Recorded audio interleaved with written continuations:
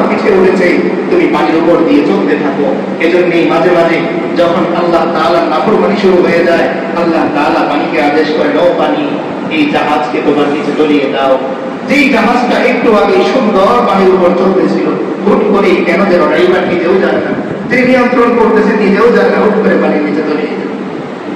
যেই চোখ দিয়ে আমি কি সুন্দর দেখতে পেতাম, একদিন সেই চোখ দিয়ে আমি কিচ্ছু দেখতে পাই না। আল্লাহ বোঝাতে চান, ও বান্দা, চোখ আমি আল্লাহ তোমাকে দিয়েছি, দেখার পাওয়ারও আমি আল্লাহই দিয়েছি। চশমা দিয়েও তুমি দেখতে পাবে না যদি আমি আল্লাহর হুকুম না হয়। সবাই কি দেখতে পায়? পৃথিবী দেখতে পায় না। আল্লাহ এটাই বোঝাতে চান। দেখেন, এই যে অনেক অন্ধদেরকে আল্লাহ তাআলা তৈরি করছেন, কেন তৈরি করেছেন? এই জন্যে আমি যেন তার দিকে তাকিয়ে শিক্ষা নিই। কি অপরাধ এই মানুষটা, আমার মতোই তো দেখতে, তারও দুইটা চোখ আছে, কিন্তু সে এরকম করে করে দেখে, অনুভব করে, আর আমি কি সুন্দর দেখতে পাই।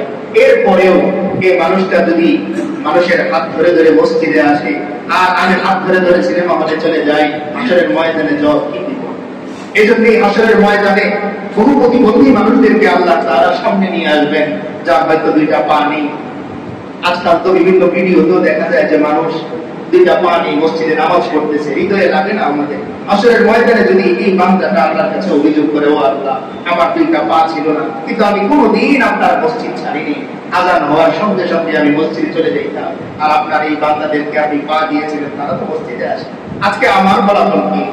ওই দিন আফসোস হবে আমাদের জন্য, আরে এই মানুষটার দুইটা হাত ছিল না, কিন্তু কি সুন্দর সে কোনোদিন নামাজ ছাড়ে না, দুইটা পা নাই, প্লাস্টিকের পা তার, কিন্তু কি সুন্দর দাঁড়িয়ে সে নামাজ পড়তেছে।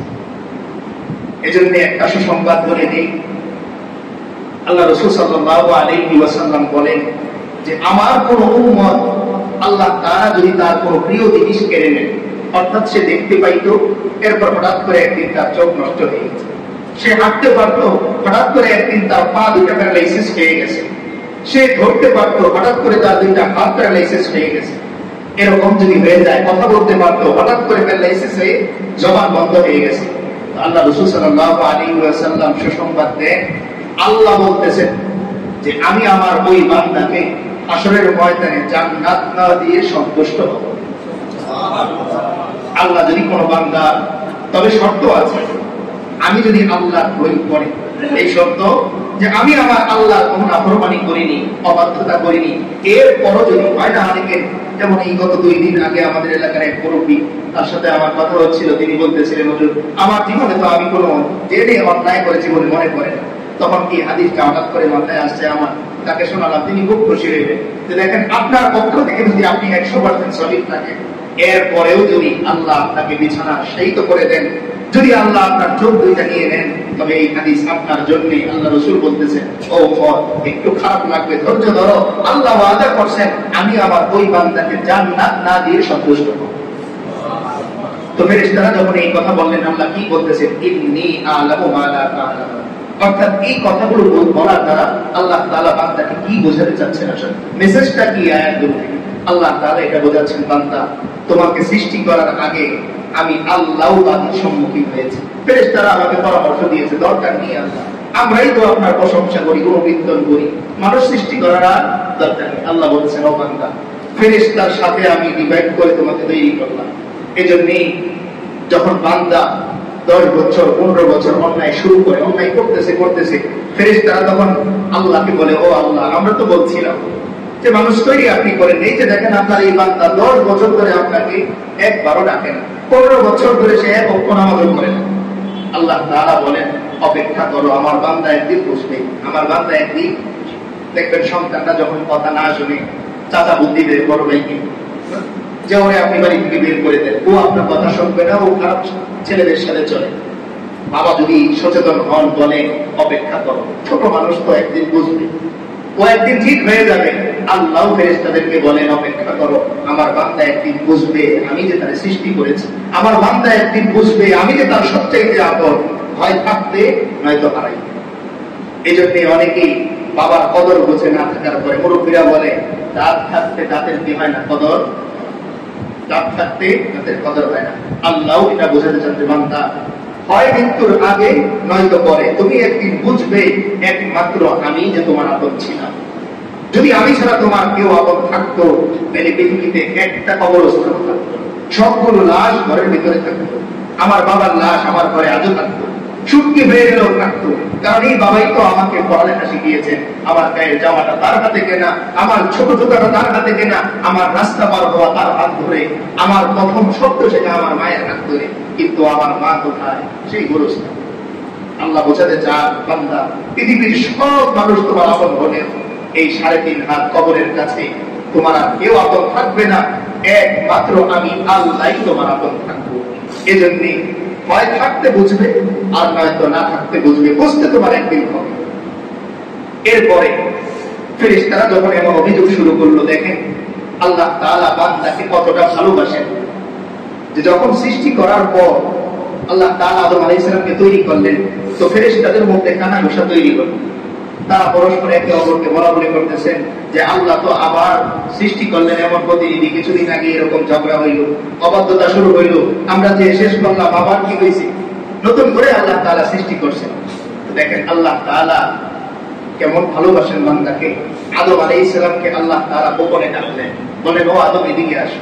এই যে আয়াতের সামনে আসতেছে, আল্লাহ তাআলা কাছে ডেকে নিয়ে আদম আলাইহিস সালামকে, এই যে পৃথিবীর বিভিন্ন জিনিস আমরা দেখি না, চামচ, বাটি, এগুলোর নাম, তো আল্লাহ তাআলা বলতেছেন ওয়া আল্লামা আদামাল আসমাআ কুল্লাহা। আল্লাহ তাআলা গোপনে তাকে ডেকে ইলম শিক্ষা দিলেন। কি শিক্ষা দিলেন? ইলম শিক্ষা দিলেন।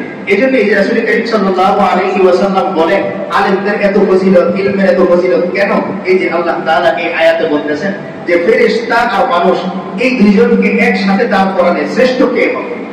ফেরেশতারা তো সার্বক্ষণিক আল্লাহর ইবাদতের মধ্যে থাকে, সব সময় আল্লাহর তাসবিহ তারা পাঠ করে, পবিত্রতা তারা ঘোষণা করে, কিন্তু মানুষ তো অন্যায় করে। তো শ্রেষ্ঠত্ব কিভাবে হবে? আল্লাহ তাআলা নিজে প্ল্যান করলেন যে একটা প্ল্যান আছে, এই প্ল্যানের মাধ্যমে ফেরেশতারা হযরত আদমের কাছে কি করবে? সিলিন্ডার। আল্লাহ তাআলা হযরত আদম আলাইহিস সালামকে কাছে ডাকলেন, ডেকে পৃথিবীর সব জিনিসের নাম শিক্ষা দিলেন। ওয়া আল্লামা, আল্লাহ তাআলা শিক্ষা দিলেন আদমা, হযরত আদম আলাইহিস সালামকে আল আসমাআ কুল্লাহা, পৃথিবীর সব জিনিসের নাম। এই যে আমরা আজকাল যা দেখি আমাদের সামনে, এই সব কিছু আল্লাহ তাআলা আদম আলাইহিস সালামকে শিখিয়েছে।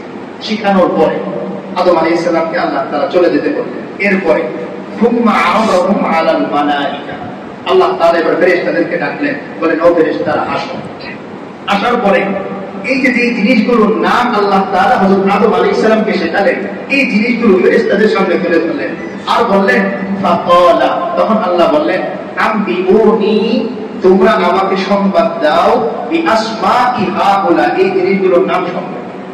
এখন ফেরেশতারা তো জীবনে চামচ দেখে নেই, এখন আর চামচের নাম বলতে পারে, প্লেট তারা দেখে নেই, এই প্লেটের নাম তারা বলতে পারে না। আল্লাহ বারবার জিজ্ঞেস করতেছেন, বলো তো এটার নাম কি, এটার নাম কি? আর আদম আলাইহিস সালাম আল্লাহ তাআলার পাশে দাঁড়ান, তিনি দেখতেছেন সব কিছু। তো আল্লাহ তাআলা ফেরেশতাদেরকে একে একে ডাকেন আর জিজ্ঞেস করেন যে বলো তো এটার নাম কি, এটার নাম কি? তখন ফেরেশতারা কি বলে?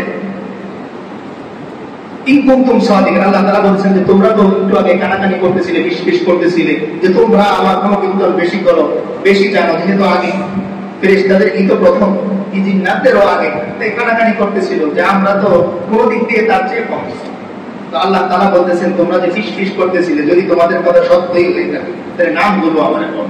এখন যখন নাম তারা আর বলতে পারতেছেন না, চুপ হয়ে আছেন, তখন আল্লাহ তাআলা এই কথা বললেন যে তাহলে আমি আদমকে ডাক দিই, দেখি আদম বলতে পারে কিনা।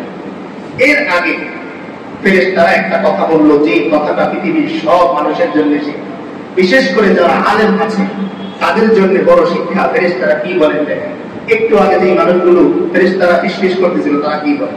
ক্বালু সুবহানাকা লা ইলমা লানা ইল্লা মা আল্লামতানা ইন্নাকা আনতাল আলিমুল হাকীম। ফেরেশতারা সঙ্গে সঙ্গে মাথা নত করলো, বলতেছে ক্বালু, ফেরেশতারা বলল সুবহানাকা, ও আল্লাহ আপনি পবিত্র, আপনি মহিমান্বিত, লা ইলমা লানা, আমাদের কোনো জ্ঞান নাই।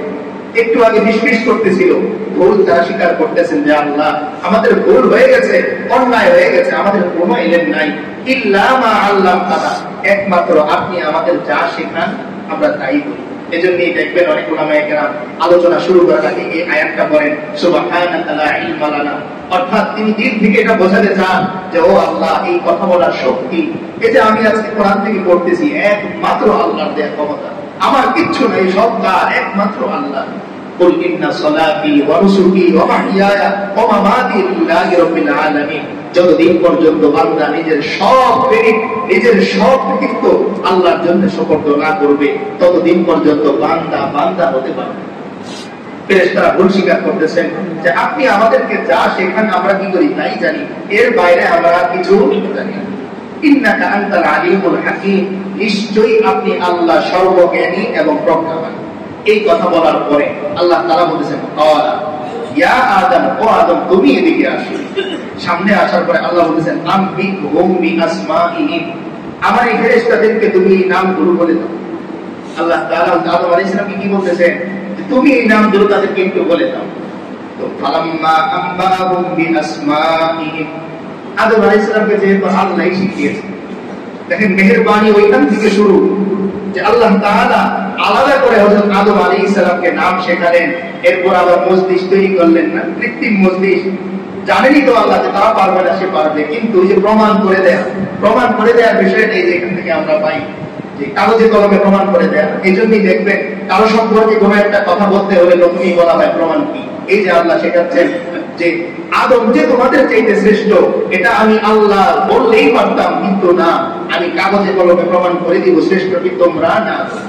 তো আল্লাহ তাআলা যখন ডাক দিলেন আদম তুমি তাদেরকে নাম গুরু বলে দাও, তো আদম আলাইহিস সালাম ফালাম্মা আম্বাহুম বিআসমাইহিম, যখন তিনি তাদেরকে এই নাম গুরু বলে দিলেন, এবার আল্লাহ তাআলা কি বলেন, আল্লাহ বলেন আলাম আকুল লাকুম, ও ফেরেশতারা আমি কি তোমাদেরকে বলি নাই, আলাম আকুল লাকুম আমি কি তোমাদেরকে বলি নাই, ইন্নী আ'লামু গায়বাস সামাওয়াতি ওয়াল আরদ, এই আসমান জমিনের অদৃশ্যের খবর একমাত্র আমি আল্লাহই জানি। তোমরা দেখতেছো যে কিছুদিন আগেই জিন্নাতরা অবাধ্যতা করেছে, কিন্তু তোমরা এটা জানো না যে কিছুদিন পরে আমি আল্লাহ এমন মানুষ তৈরি করব যার গুনাহ করার ফিকির থাকা সত্ত্বেও, যার আমার নাফরমানি করার ফিকির থাকা সত্ত্বেও বান্দা তওবা করে আবার আমি আল্লাহর কাছে ফেরত আসবো। ফেরেশতাদের চাইতে মানুষ কেন শ্রেষ্ঠ, দেখেন গুরুত্বপূর্ণ একটা পয়েন্ট। ফেরেশতারা সার্বক্ষণিক আল্লাহর তাসবিহ পাঠ করে, আল্লাহর প্রশংসা করে, এরপরেও মানুষ কেন শ্রেষ্ঠ? এর যৌক্তিক যতগুলো কারণ, এর মধ্যে অন্যতম কারণ হচ্ছে দুনিয়ার একটা সিস্টেম আমরা জানি। আমার ছেলে যখন আমার জুতাটা এগিয়ে দেয়, তখন এটা আমার অধিকার মনে হয় যে এই ছেলে ছোটবেলা থেকে ও দেখছে, শিক্ষা নিচে, এটা শিষ্টাচারও এটা আসছে যে বাবার জুতাটা আমার এগিয়ে দিতে হবে। কিন্তু ধরেন এই জুতাটা যদি একজন অপরিচিত মানুষ এগিয়ে দেয়, তখন তার প্রতি আপনার ভালোবাসাটা দ্বিগুণ হয়ে যায়। তো এই মানুষটাকে আমি চিনি না, কিন্তু সে আমাকে কি করতেছে, আজকে জুতা এগিয়ে দিয়েছে। দূরের মানুষ যখন আপন হয়ে যায় তখন অনেক বেশি ভেতরে চলে যায়, দূরের মানুষ যখন আপন হয়ে যায় তখন অনেক ভেতরে চলে যায়। তো আল্লাহ তাআলা ফেরেশতাদেরকে তৈরি করছেন আল্লাহকে ডাকার মাইন্ড দিয়ে, তৈরি করছেন কি দিয়ে, আল্লাহ ডাকার মাইন্ড দিয়ে, যে কোনোদিন তার নাফরমানি করবে না। কিন্তু মানুষকে তৈরি করেছেন এমন ভাবে যে মানুষের দিল গুনাহ করতেও চায়, আবার নেক আমল করতেও চায়। দেখেন যেই গরুটা গোয়ালের মধ্যে বাঁধা,